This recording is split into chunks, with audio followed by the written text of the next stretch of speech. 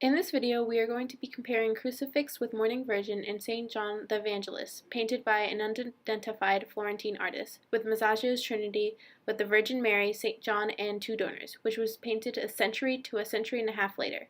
We're going to start by looking at the Crucifix, which is housed in the 13th and 15th century Italian Renaissance section of the Walters Museum of Art in Baltimore, Maryland.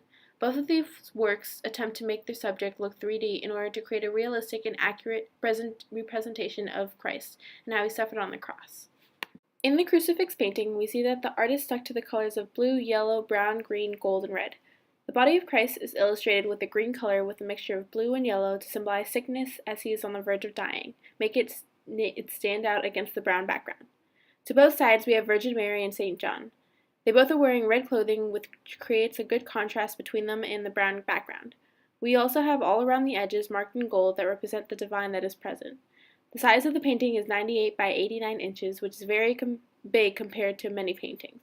It is also held at a slant to immerse the audience within the scene. It is tempera and gold leaf on panel.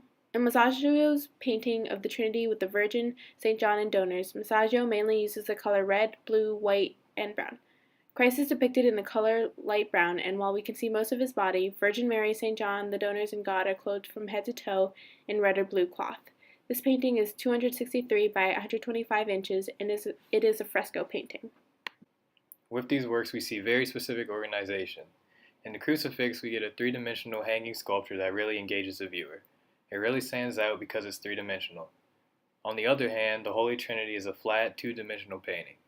Even though it's flat, it still engages the viewer through its organization of stacking of the figures according to their rank, as well as the use of linear perspective, which we'll talk about later. Comparing the symmetry and the balance of the two works, the Crucifix, while balanced, is asymmetrical due to Jesus' slumped body. However, because of the use of the line running from his shoulder and the figures of Mary and St. John on either side of him, there is a sense of balance. In the Holy Trinity, there is both symmetry and balance. Mary and John are on opposite sides of Jesus, and the two donors appear below them on each side. Lastly, God is centered and looking over them, and he creates the apex of the triangle that contributes to the balance of this piece.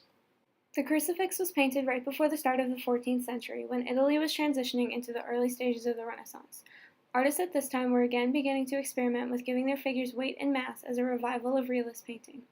This is evident in the use of blue and yellow to complement the green in Christ's skin in order to create modeling and to make the body look 3D. The Trinity was painted about 125 to 150 years later, when the Renaissance was in full swing. Realism was a lot more evident in the works of this time. For example, not only are the bodies of the figures 3D, as with Christ and the Crucifix, but Masaccio has placed these 3D figures in a space that looks real and has an illusion of death. He achieves this through the use of linear perspective, in which all of the lines, called orthogonals and illustrated here in red, seem to converge at a vanishing point, which is at the bottom of the cross.